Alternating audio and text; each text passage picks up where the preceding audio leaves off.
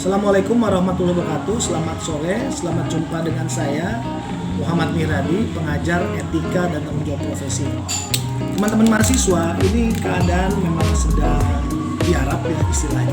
COVID-19 melanda di mana-mana, sehingga sebenarnya saya kangen kuliah tatap muka karena di sana ada interaksi. Tapi oke lah, kita harus tetap proses pembelajaran dilakukan meskipun dalam kegiatan kondisi seperti ini.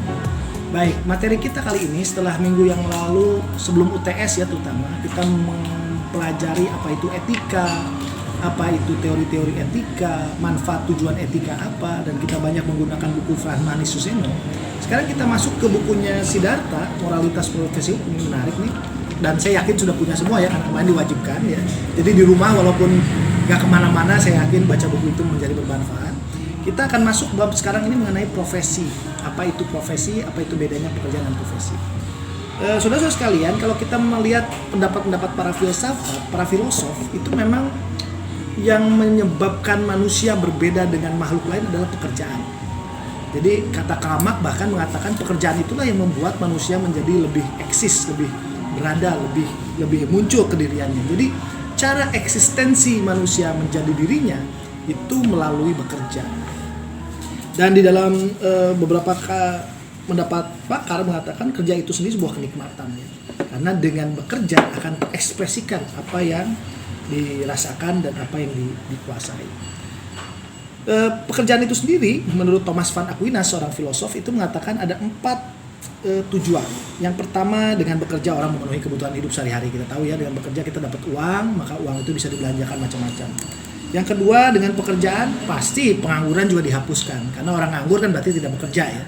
Jadi bekerja itu membuat orang tidak nganggur, dengan orang tidak nganggur maka dia punya penghasilan, bisa hidup lebih baik. Yang ketiga juga bisa menjadi amal bagi sesamanya, karena setiap profesi itu atau setiap pekerjaan ya, bukan profesi, setiap pekerjaan itu pasti punya amal yang baik buat orang lain. Misalnya pekerjaan apa? Kuli buruh misalnya, ya tentu buruh dengan buruh kuli misalnya dengan pekerjaannya dia membantu orang lain. Dan yang terakhir adalah dengan bekerja orang bisa mengontrol gaya hidup. Karena tentu orang mulai hidup dengan menyesuaikan dengan pendapatannya. Tidak mungkin orang yang pendapatannya pas-pasan harusnya ya berbelanja yang berlebihan. Itu kira-kira pekerja. Nah, lalu ada orang kadang-kadang menyamakan pekerjaan dengan profesi. Itu dua hal yang berbeda. Walaupun terkait. Pekerjaan itu tadi sesuatu yang dilakukan, yang kita lakukan untuk memenuhi kebutuhan hidup, untuk mendapatkan penghasilan, untuk mendapatkan imbalan. Tapi kalau profesi itu lebih spesifik lagi, karena tidak sekedar bekerja, tapi dia juga suatu pengabdian dan perlu keahlian khusus untuk itu. Makanya profesi itu ada beberapa ciri untuk dimasukkan kategori pekerjaan itu profesi. Jadi setiap pekerjaan belum tentu profesi, tapi profesi sudah pasti pekerjaan. Jadi saya kasih catatannya lagi, setiap pekerjaan belum tentu profesi, tapi sebuah profesi sudah pasti bagian dari pekerjaan. Dalam tanda bahasa gaulnya, pekerjaan itu, profesi itu adalah pekerjaan plus. Pekerjaan tidak sekedar bekerja. Apa ciri-ciri pekerjaan yang menjadi profesi?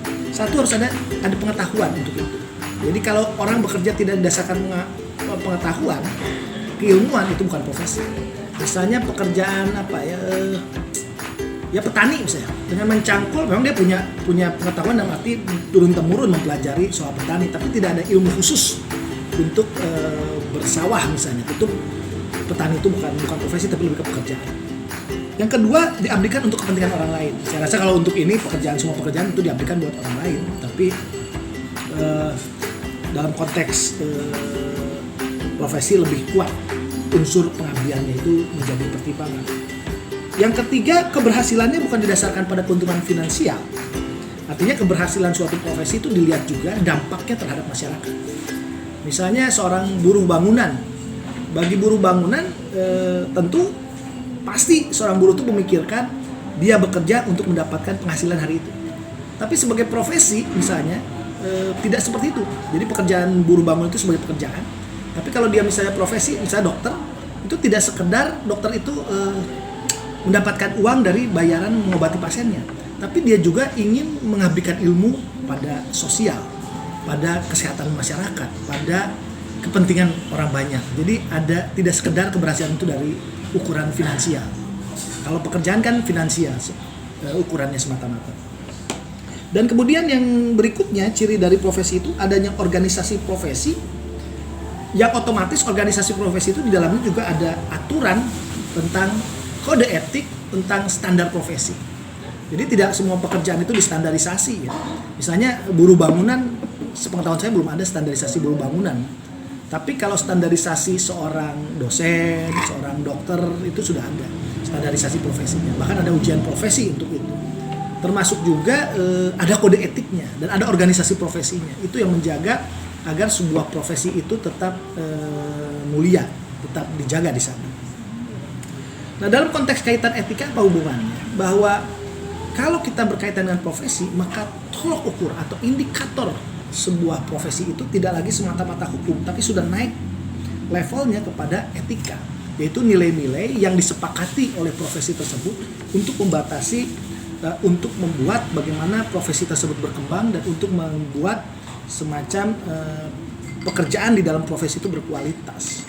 Karena itu setiap organisasi profesi pasti menetapkan kode etik sebagai bentuk aturan etika konkret yang akan membatasi pekerjaan-pekerjaan atau standarisasi di dalam sebuah profesi. Ini menjadi penting.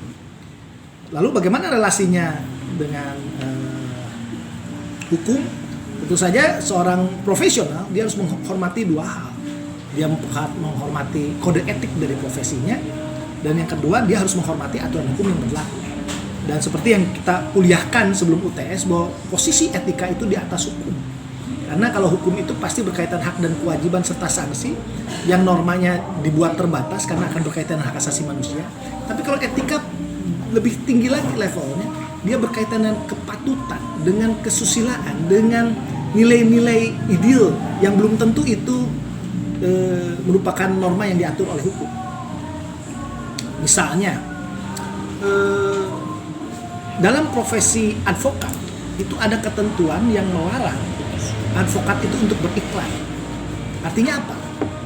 Kalau disebut advokat melakukan beriklan, mungkin dari secara hukum tidak ada masalah, tidak ada aturan yang dilanggar. Tapi kode etik organisasi profesi advokat sudah sepakat bahwa kalau beriklan, advokat itu tidak boleh. Kenapa? Karena kode etik dari organisasi profesi advokat sudah sepakat bahwa advokat itu profesi yang mulia, sehingga karena kemuliaannya dia bukan sesuatu yang semata-mata diabdikan dalam kepentingan finansial, tapi ada pengabdian kepada masyarakat yang memuliakan profesi itu. Kalau dia beriklan, maka itu kesannya adalah pekerjaan yang hanya sekedar mencari sesuap demi suap nasi, serupiah demi rupiah. Itu kira-kira yang menjadi catatan khusus.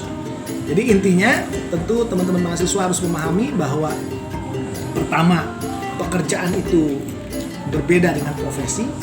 Sudah pasti setiap profesi itu adalah pekerjaan. Yang kedua, ada syarat-syarat khusus untuk bisa disebut profesi. Ada pengetahuan, ada ilmunya, ada standar profesi, ada organisasi profesi, ada kode etiknya. Bahkan ada yang lebih spesifik lagi, biasanya sekarang ditentukan juga ada jenjang pendidikan khusus untuk profesi itu. Entah itu diploma, entah itu sarjana. Tapi ada jenjang khusus untuk itu. Entah itu vokasi atau akademik. Dan tentu saja yang paling penting, di dalam profesi itu sangat menghargai dan memuliakan kode etik. Karena kode etiklah yang menjaga dan merawat organisasi profesi berikut profesinya menjadi profesi yang mulia. Demikian kuliah pengantar hari ini. Sampai berjumpa pada kuliah-kuliah yang akan datang. Stay at home, jangan kemana-mana. Kalau tidak terpaksa, tetap social distancing, jaga jarak. Ya. Apalagi dengan wabah yang seperti ini terjadi. Ya. Jaga jarak juga dengan masalah-masalah yang ada. Jangan stres. Demikian, terima kasih. Assalamualaikum warahmatullahi wabarakatuh.